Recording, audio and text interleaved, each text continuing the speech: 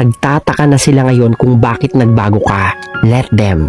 Hayaan mong maligaw sila sa sarili nilang tanong kung bakit ka lumayo.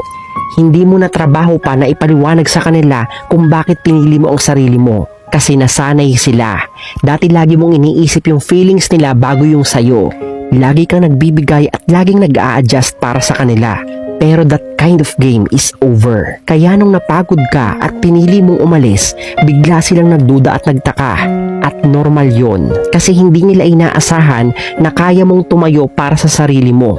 Kaya nga may isang quote, sabi doon, growth will confuse those who were uncomfortable with your silence. At yun ang nararanasan nila ngayon. Nalilito sila kasi hindi na ikaw yung dating ikaw. Yung dating ikaw na sunod-sunuran lang sa gusto nila. This time, tuloy ka lang sa paglalakad. Hindi mo na kailangan lumingon at balikan yung iniwan mong gulo.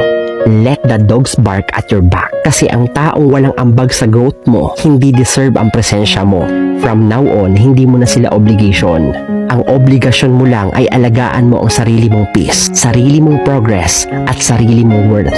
Always remember this. God won't always teach you through comfort. And sometimes, the pain is not punishment. It's redirection.